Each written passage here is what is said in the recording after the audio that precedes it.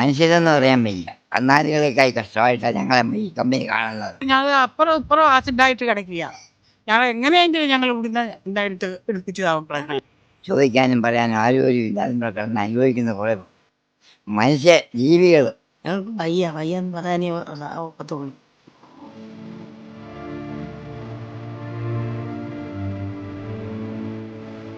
അറബിക്കടലിനും അഷ്ടമുടിക്കായലിനും ഇടയ്ക്ക് 200 ഏക്കറോളം പരന്നു കിടക്കുന്ന ചവറയിലെ പന്മന പഞ്ചായത്തിലെ ചിറ്റൂർ എന്ന കൊച്ചു ഗ്രാമം ഇന്ത്യ കണ്ട ഏറ്റവും വലിയ മനുഷ്യാവകാശ ലംഘനമാണ് ഈ ഗ്രാമം നേരിടുന്നത്. 2 കൂൺ നെല്ലും ഒരു എള്ളും കൃഷി ചെയ്തുകൊണ്ടിരുന്ന നല്ല പാടമാണ് ഇതല്ല.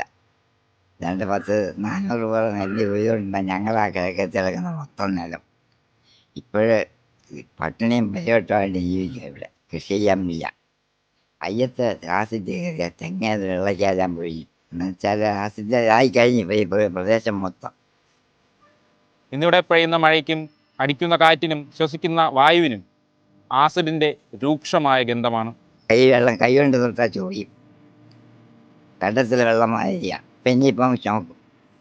ഇതിനിപ്പം ഇവിടെ താമസിക്കാൻ ഒക്കെ ഒരു ഉണക്ക് കൂടി കഴിഞ്ഞാൽ ഇവിടെ പൊടി പറക്കാൻ തുടങ്ങും. ഈ ആസിഡിൻ്റെ പൊടി വളർന്നു കയറി ഇവിടെ ഒന്നാമത് എനിക്ക് സുഖമില്ലായിരിക്കുന്നതിനാണ്. ഈ മിച്ചത്തോട്ടിറങ്ങാൻ ഒക്കത്തില്ല. പൊടി കയറി ശ്വാസം മുട്ടും. കരിമണലിൽ നിന്നും ടൈറ്റാനിയം വേർതിരിക്കാൻ വേണ്ടി KMMLൻ്റെ ഒരു പ്ലാന്റ് ഇവിടെ വന്നതോടുകൂടെയാണ് ഈ പ്രദേശക്കാരുടെ ഈ ദുരിതം ആരംഭിക്കുന്നത്. പ്ലാന്റിലെ അയണോക്സൈഡ് സ്ലഡ്ജ് ശേഖരിക്കുന്ന ടാങ്കിൻ്റെ ലീക്ക് ഇന്നീ നാടിനെ ഈ കാണുന്ന രീതിയിലേക്ക് ആക്കിയിരിക്കുകയാണ്. നിങ്ങൾക്ക് കാണാം, ഇതാണ് ഇപ്പോഴത്തെ ചിറ്റൂരിൻ്റെ അവസ്ഥ.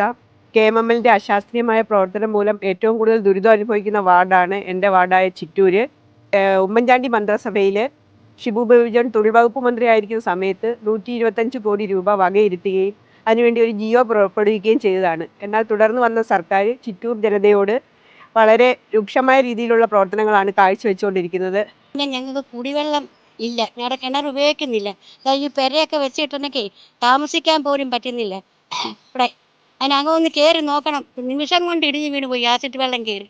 അത് കഴിഞ്ഞിട്ട് ഞങ്ങൾക്ക് കമ്പനി ഓരോ മണിക്കൂർ വെള്ളം തന്നാൽ ഞങ്ങൾ ജീവിക്കുന്നത് ഇവിടെ, അല്ലെങ്കിൽ ഞങ്ങൾക്ക് ജീവിക്കാനൊക്കത്തില്ല. KMML രാവിലെയും വൈകിട്ടും നൽകുന്ന ഒരേ മണിക്കൂർ നൽകുന്ന വെള്ളം മാത്രമാണ് ഇവിടുത്തെ ജനങ്ങളുടെ ഏക ആശ്രയം. അതുകൊണ്ട് അഥവാ ഒരു കറണ്ട് ഇല്ലയോ എന്തെങ്കിലുമൊക്കെ പറ്റിക്കഴിഞ്ഞാൽ ഞങ്ങൾക്ക് വെള്ളം ഇല്ലാത്തൊരവസ്ഥയാണ്. അതോടൊപ്പം തന്നെ ഇവിടുത്തെ ആൾക്കാർ ത്വക്ക് രോഗം, ഡയാലിസിസ്, ശ്വാസകോശ രോഗങ്ങൾ, അതോടൊപ്പം തന്നെ ക്യാൻസർ ബാധിച്ചൊക്കെ ചികിത്സയിലാണ്. അപ്പുറം ഇപ്പുറം ആസിഡായിട്ട് കിടക്കുക. ഞങ്ങൾ എങ്ങനെയെങ്കിലും ഞങ്ങൾ ഇവിടുന്ന് എന്തായിട്ട് എടുപ്പിച്ചു താമസം. ദേഹം മൊത്തം ചോർച്ച് ഇതുണ്ടോ, ഇതുണ്ടോ, ശരീരം കണ്ടോ, ഉണ്ടോ?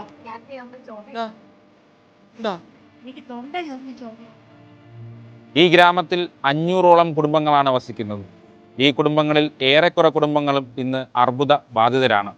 എനിക്ക് ക്യാൻസറാണ്. ഞാൻ ചികിത്സിച്ചുകൊണ്ടിരിക്കുക. മെഡിക്കൽ കോളേജിൽ എൻ്റെ ഇപ്പം മാസം തോറും പോയിക്കൊണ്ടിരിക്കും. മറ്റേ സ്ഥിരമായിരുന്നു. ഇപ്പം മാസത്തിൽ ഒരിക്കൽ പോയാൽ മതി ചെക്കപ്പൻ. ഒരു മാസത്തേക്കുള്ള മരുന്ന് കഴിച്ചാൽ തീരുമ്പോൾ വീണ്ടും പോകണം. ഈ രീതിയിലാണ്. ഈ പ്രദേശത്തൊന്നും രോഗമില്ലാത്തവരാരുമില്ല, മൊത്തം രോഗികളാണ്. ഇതിൻ്റെ ബുദ്ധിമുട്ട് അനുഭവിക്കുന്നവർക്ക് അറിയാൻ പറ്റും. അതുകൊണ്ട് എത്രയും വേഗം സംവിധാനം ഉണ്ടാക്കി ഞങ്ങളെ നരകത്തിൽ നിന്ന് ഒഴിവാക്കി തന്നെ പ്രാർത്ഥിക്കും. ഞങ്ങൾക്ക് വയ്യെന്ന് പറയാനേ ഒക്കത്തുള്ളൂ. അല്ലാതെ ഒരെണ്ണത്തിലെങ്കിലും ഒരെണ്ണത്തിൽ ഞങ്ങൾക്ക് കയറാൻ പറ്റുന്നില്ല. എങ്ങനെയെങ്കിലും ഞങ്ങൾ കരഞ്ഞു പിടിച്ചവരൊക്കെ കിഴക്കേ കമ്പനിയിലെയും പടിഞ്ഞാറേ കമ്പനിയിലെയും സാറന്മാരോട് ഞങ്ങൾ പറഞ്ഞു, ഞങ്ങളെ 3-4 വീട്ടുകാരുണ്ട്, ഞങ്ങളെ എടുത്ത് വിട്. പിന്നെ മെമ്പർമാർ പഞ്ചായത്ത് മെമ്പർ വിചാരിച്ചതുകൊണ്ട് ഞങ്ങൾക്ക് അവിടെ നിന്ന് ഇച്ചിരി വെള്ളം കിട്ടും. പിന്നെ വരുന്ന സർക്കാരുകൾ ഞങ്ങൾക്ക് ഒന്നും തരുന്നില്ല. എടുക്കുന്നെന്ന് പറയുന്നില്ലാതെ ഇതേവരെ എടുത്തിട്ടില്ല. എന്തോ ചെയ്യും? KMML മാസത്തിൽ ഒരിക്കൽ മാത്രം നടത്തുന്ന ഒരു മെഡിക്കൽ ക്യാമ്പ് മാത്രമാണ് ഞങ്ങളുടെ ആശ്രയം. അതിൽ തന്നെ ആ മെഡിക്കൽ ക്യാമ്പിൽ തന്നെ വിലപിടിപ്പുള്ള മരുന്നുകളൊന്നും തന്നെ ലഭിക്കുന്നില്ല. പിന്നീട് വന്ന ഇടതുപക്ഷ സർക്കാർ ഇവിടുത്തെ ജനങ്ങളുടെ കയ്യിൽ നിന്ന് ഭൂമി ഏറ്റെടുക്കുമെന്ന് പറഞ്ഞ് സമ്മതപത്രം വാങ്ങുകയും, എന്നാൽ സമ്മതപത്രം വാങ്ങിച്ചതിനെ തുടർന്നുള്ള ഒരു നടപടികൾ ഇവിടെ ഉണ്ടായിട്ടില്ല. പിന്നീട് ഒരു ലോജിസ്റ്റിക് പാർക്ക് വരുമെന്ന് പറഞ്ഞ് അതിനെക്കുറിച്ച് പിന്നെ അറിവൊന്നുമില്ല. ഇപ്പോൾ ഒരു 20 കോടി രൂപ ഈ ഭൂമി എടുക്കുന്നതിന് വേണ്ടി വകയിരുത്തിയെന്നാണ് പറയുന്നത്. ഒരു 575ഓളം കുടുംബങ്ങളാണ് ഇവിടെ താമസിക്കുന്നത്. ഈ 20 കോടി രൂപ കൊണ്ട് എത്ര കുടുംബങ്ങളെ ഏറ്റെടുത്ത് മാറ്റാൻ കഴിയുമെന്ന് പോലും ഞങ്ങൾക്ക് അറിയത്തില്ല. പക്ഷേ ചിറ്റൂർ ജനത ഇന്നും ഈ ദുരിതക്കയത്തിൽ തന്നെയാണ് തുടരുന്നത്. കഴിഞ്ഞു പോയൊരു തലമുറയും ഇന്നും രക്തസാക്ഷികളായി ഇവിടെ ജീവിക്കുന്ന ഈ ഒരു തലമുറയും ഇനി വരാൻ പോകുന്ന തലമുറയും അനുഭവിക്കുന്നത് ഒരേ കാര്യമാണ് ഈ നാട്ടിൽ. ഈ ഒരു പ്രശ്നത്തിന് ഇനിയെങ്കിലും ഒരു അറുതി വേണ്ടേ? ഇവിടുത്തെ ജനങ്ങൾക്ക് കാര്യമായ നഷ്ടപരിഹാരം കൊടുക്കുകയും ഇവരെ ഇവിടെ നിന്ന് മാറ്റി താമസിപ്പിക്കുകയുമല്ലാതെ മറ്റൊരു വഴിയും ഈ നാട്ടിൽ കാണുന്നില്ല എന്നുള്ളതാണ് പരമമായ സത്യം.